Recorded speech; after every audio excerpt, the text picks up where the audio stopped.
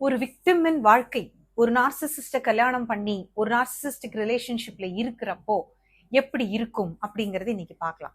ஒரு 4 stage of life journey with narcissist வச்சுக்கலாமா? Okay. So this is Dr. Divya Prathipa, somatic trauma informed abuse recovery coach. I'm specialized in narcissist abuse recovery. I help women attract healthy love. So உங்க லைஃப்ல unhealthy love இருந்துச்சுன்னா தூக்கி போட்டுட்டு எப்படி அழகான ஹெல்தியான ரெஸ்பெக்ட்ஃபுல்லான ஒரு லவ் அட்ராக்ட் பண்றது அப்படிங்கறது தான் நான் சொல்லி கொடுக்குறேன். ஸோ இந்த நார்சிசம் பத்தி நிறைய எதுக்கு பேசுறோம் அப்படின்னா இதெல்லாம் தெரிஞ்சுக்கணுங்க, அவேர்னஸ் வேணும் மனுஷனுக்கு வாழ்க்கையில. நான் நிறைய இதெல்லாம் தெரிஞ்சதுக்கு அப்புறம் தான் எனக்கு லைஃபே நிம்மதியாச்சு. என்ன பிரச்சனைனே புரியாம கன்ஃபியூஸ்டா சுத்திட்டு இருந்தேன். ஸோ அப்ப இது புரிஞ்சதுக்கு அப்புறம் life became easy actually. So அதனாலதான் இந்த மாதிரி நிறைய videos and I have taken a 90 days challenge. 90 days 90 different videos on narcissism, trauma, healing, therapy, recovery எல்லாமே போட்டுட்டு இருக்கேன். So this is the 20th video in this series. Okay, so இன்னைக்கு என்ன பார்க்க போறோம்? A life of an empath with a narcissist. இதுதான் நம்ம பார்க்க போறோம். கல்யாணம், ரிலேஷன்ஷிப், எனிதிங். ஓகே, ஸோ இது 4 ஸ்டேஜஸ்ல பார்க்கலாம். ஃபர்ஸ்ட் ஸ்டேஜ் அவங்களுக்கு ரொம்ப இன்னசென்ட்டா இருப்பாங்க. ஓகே, அவங்களுக்கு இந்த மேனிப்புலேஷன்னா என்னன்னு தெரியாது, கேஸ் லைட்டிங்னா என்னன்னு தெரியாது, பிளேம் ஷிஃப்டிங்னா என்னன்னு தெரியாது, சைலண்ட் ட்ரீட்மெண்ட்னா என்னன்னு தெரியாது, ஸ்டோன் வாலிங்னா என்னன்னு எதுவுமே ஐடியாவே இல்லாம ஒரு புதுசா மலர்ந்த பூ மாதிரி ஒரு ரிலேஷன்ஷிப்புக்குள்ள இல்ல கல்யாணம் பண்ணிட்டோம் அந்த பொண்ணு வரும். ஓகே, எல்லாத்தையும் நல்லவங்களா பார்க்கும், எல்லாத்துலயும் நல்லதையே எக்ஸ்பெக்ட் பண்ணி இருப்பாங்க. யூஸ்வலி எம்பாத்ஸ் அப்படிங்கிறவங்க அது அந்த எம்பாத்துங்கிறவங்க என்னன்னா, எனக்கு இது இருந்தது. நிறைய கிளைண்ட்ஸ் என்கிட்ட சொல்லியிருக்காங்க, நான் ரொம்ப நல்ல பொண்ணு மேடம். ஓகே, நான் என்கிட்ட பிரச்சனையே இருக்காது, நான் யூஸ்வலி நிறைய அட்ஜஸ்ட் பண்ணிட்டு போயிருவேன் அப்படின்னு. ஸோ இந்த மாதிரி இது ரொம்ப நல்ல விஷயம் அப்படின்னு நாங்க நினைச்சுக்கிட்டு இருக்கிறோம். ஓகே, நான் நினைச்சிட்டு இருந்தேன், இன்னுமே நிறைய பொண்ணுங்க அப்படிதான் நினைச்சிட்டு இருக்காங்க. அட்ஜஸ்ட் பண்ணிட்டு போறதுங்கிறது ரொம்ப நல்ல குணம். நல்ல குணம் தான், இல்லைன்னு சொல்லல, பட் ஆனா எந்த லிமிட்டுக்குன்னு இருக்குல்ல. ஓகே, ஸோ இந்த மாதிரி ஒரு இன்னசென்ட்டா அதை பத்தின எந்த ஐடியாவும் இல்லாம இருப்பாங்க.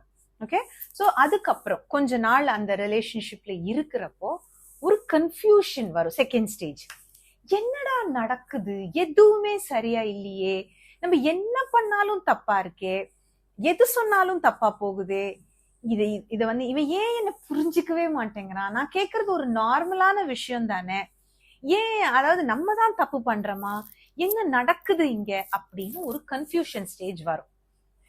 ஏன்னா அவங்க எல்லா பிளேமையும் தூக்கி தூக்கி தூக்கி தூக்கி நம்ம மேல போட்டுட்டே இருப்பாங்க. பிளேம் ஷிஃப்ட் பண்ணுவாங்க, கேஸ் லைட் பண்ணுவாங்க, எமோஷனல் வேலிடேஷன் தரமாட்டாங்க, நமக்கு எதிர்பார்க்கறது எல்லாமே தப்பா இருக்கும், அவங்க சொல்றதுதான் அத்தனையும் கரெக்டா இருக்கும். ஒரு ரியாலிட்டியே நம்ம we will lose connect with the reality. Okay, நம்ம ஐயோ அச்சோ அப்புறம் இது பண்ணா தப்பாயிருமா, அது பண்ணா தப்பாயிருமா அப்படிங்கிற மாதிரி ஒரு பயமான ஸ்டேஜ் வரும். கன்ஃபியூஷன், ஃபியர், ஒரு கெலாமிட்டியில இருக்கிற மாதிரி செம்ம கன்ஃபியூஷன் ஆகும். ஓகே, சோ இங்க இருந்து பாதை 2ஆ பிரியறதுக்கு வாய்ப்பு இருக்கு. ஓகே, சோ நான் நல்ல விஷயங்களை மட்டுமே எடுத்துட்டு வரணும்னு நினைக்கிறேன். சோ அதனால ஒரு பாதை இன்னொன்னு என்னன்னா, இதுக்குள்ளேயே இருந்து அப்படியே மக்கி மண்ணா போறது. Okay, I am not going to talk about this and I don't want that to happen to anyone. So அந்த பார்ட்டையே நான் எடுக்கல. ஓகே, I'm going to go in the right path. Right பாத்ல போனா ஒரு எம்பாத்தோட லைஃப் எப்படி இருக்கும் அப்படிங்கறத அடுத்து பார்க்க போறோம்.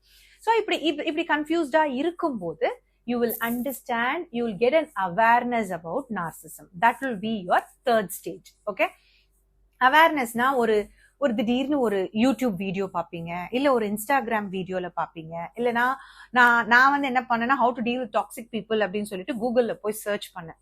அப்படிதான் எனக்கு நார்சிசம் பத்தி தெரிஞ்சது.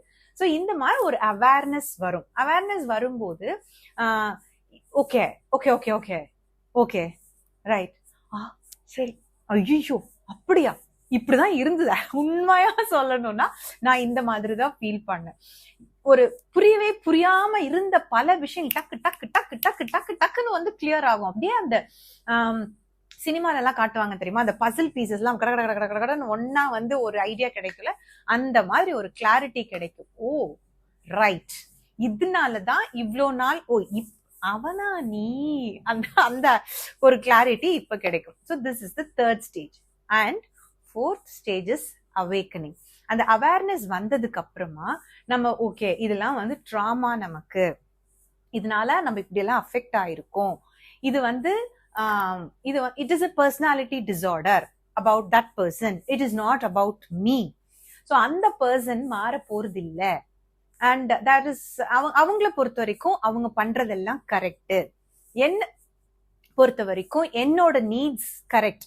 ஒரு எமோஷனலி அன்அவைலபிள் பர்சன் கிட்ட நான் கேக்குறது கிடைக்காது அப்படிங்கறத புரிஞ்சுக்கிட்டு அதுல இருந்து விலகி உங்களோட தேவைகளை நீங்க பார்த்துட்டு உங்களோட நீட்ஸுக்கு முக்கியத்துவம் கொடுக்கும் போதுதான் அந்த 4th ஸ்டேஜ் ஆஃப் அவேக்கனிங் வரும்.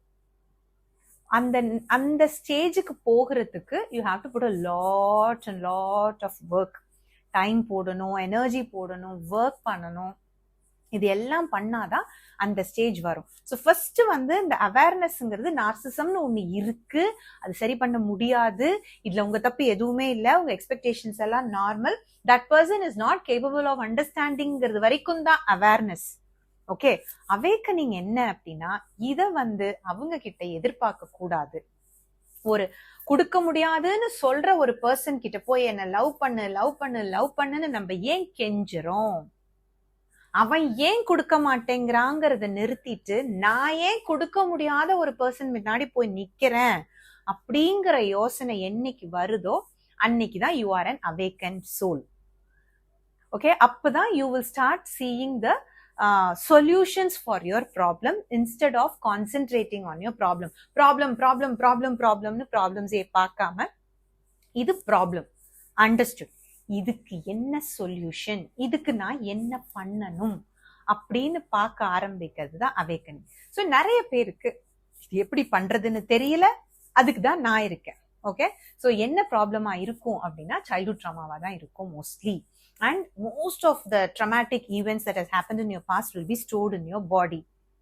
And your nervous system will be very, very dysregulated because of all the abuse. உங்களுக்கு திருப்பி stressful situationலயே இருக்கும்போது brain ரொம்ப confused-ஆ, nervous system dysregulated-ஆ இருக்கும். ஸோ இந்த மாதிரி சுச்சுவேஷன்ல ஸ்டெப் பை ஸ்டெப் இதெல்லாம் கிளியர் பண்ணாதான் வாழ்க்கையில சந்தோஷம், நிம்மதி கிடைக்கும். நான் சொன்னேன்ல அந்த இன்னொரு பாத்வே, இதுதான் என் வாழ்க்கை, நான் இப்படியே வாழ்ந்துட்டு போறேன், கடைசி வரைக்கும் கெஞ்சுறேன், கடைசி வரைக்கும் புலம்புறேன், இப்படியே என் வாழ்க்கை இருந்துட்டு போகுதுன்னு வாழ்றவங்களும் இருக்காங்க. நான் என்ன சொல்றேன், அதேதான் நான் எல்லாருக்கும் சொல்றதா, நார்சிசிஸ்ட்க்கு என்ன சொல்றேனோ அதான், this is what they are capable of, let them be. விட்டுலாம், அவங்களை ஒன்றும் நம்ம பண்ண முடியாது. பட் என்ன, நான் வாழ போறது ஒரு வாழ்க்கை, எனக்கு இந்த மாதிரி வாழ்க்கை வேண்டாம், எனக்கு ரெஸ்பெக்ட் வேணும், எனக்கு மனசு நிம்மதி வேணும் அப்படின்னு நினைக்கிறவங்களுக்கு அவேக்கனிங் இருக்கு. உங்களோட அவேக்கனிங்க நீங்க ஈஸியா அட்டைன் பண்றதுக்கான வழி என்கிட்ட இருக்கு. If you're interested you can book and 1-to-1 call with me. நான் கீழே வந்து என்னோட பயோல உங்களோட அந்த நம்பர் இருக்கும், WhatsApp number, or if you want the WhatsApp number put a comment, நான் அந்த வாட்ஸ்அப் நம்பர் உங்களோட ஷேர் பண்றேன். Book an appointment and we will help you find your happiness and that healthy love that you all deserve. உங்க எல்லாருக்குமே இந்த healthy love வந்து வாழ்க்கையில ஒரு தடவையாவது ஃபீல் பண்ணணுமா வேண்டாமா? இந்த மாதிரி டாக்ஸிக் லவ்வையே பார்த்து போர் அடிக்கல, வாங்க பேசலாம், சரியா? Okay, so this is doctor Divya Pratheeba signing off once again. உங்களுக்கு இந்த வீடியோ பிடிச்சிருந்ததுன்னா லைக் பண்ணுங்க, ஷேர் பண்ணுங்க, கமெண்ட் பண்ணுங்க, என் சேனலுக்கு சப்ஸ்கிரைப் பண்ணுங்க. பிகாஸ் இன்னும் 70 videos on narcissism on the way for you guys. Bye bye.